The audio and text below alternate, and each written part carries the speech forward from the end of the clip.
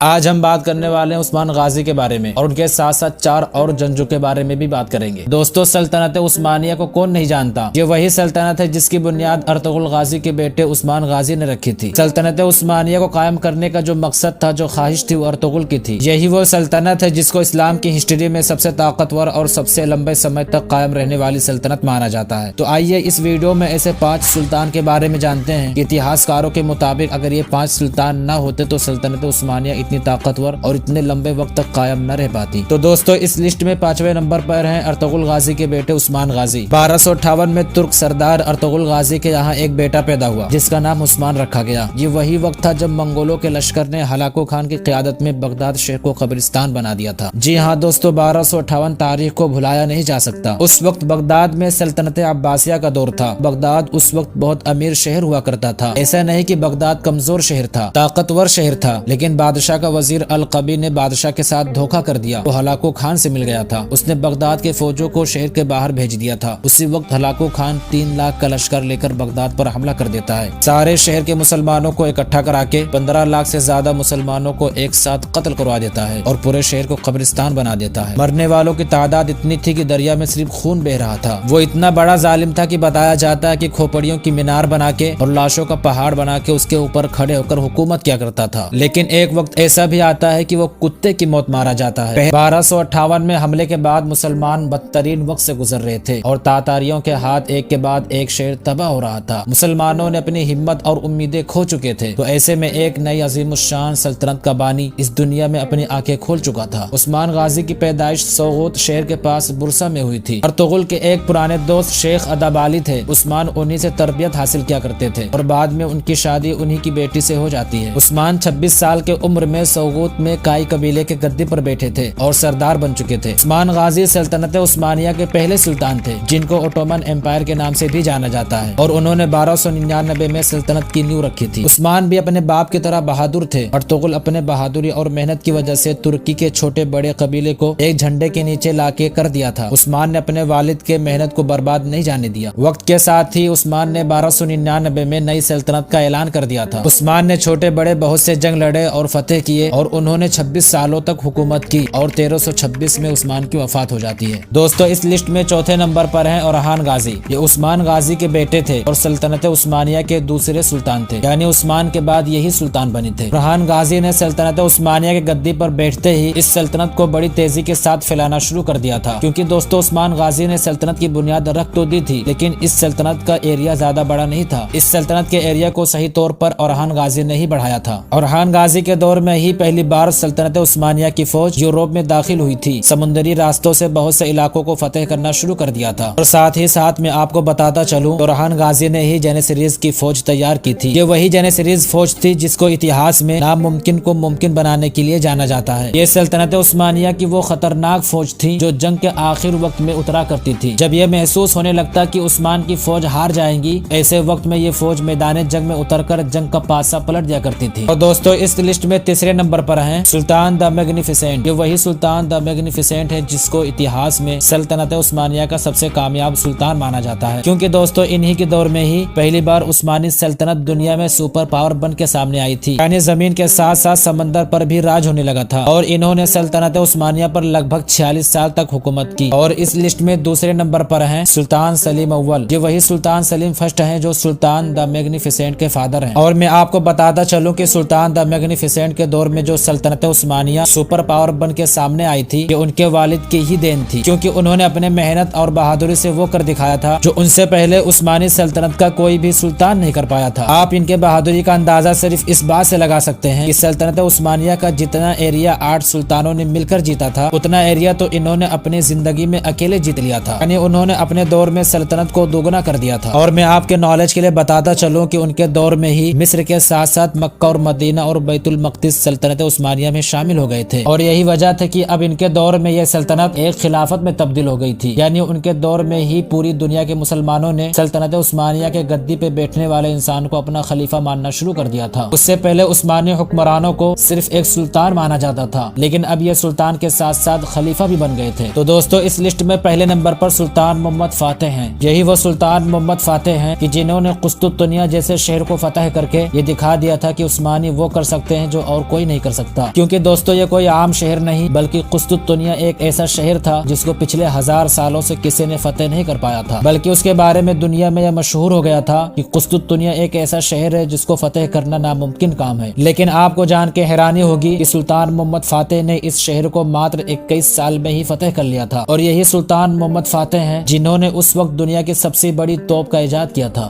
ये थे सल्तनत उस्मानिया के बहादुर सुल्तान। इनके अलावा और भी सुल्तान हैं। अर्तुगरुल के खानदान के 36 लोगों ने सल्तनत उस्मानिया पे हुकूमत की है। तो अगर आपको हिस्ट्री में इंटरेस्टेड है तो ऐसा ही नॉलेजेबल वीडियो के लिए चैनल को सब्सक्राइब जरूर से कर लेना, ताकि हर आने वाला वीडियो आप तक पहुंचे सबसे पहले।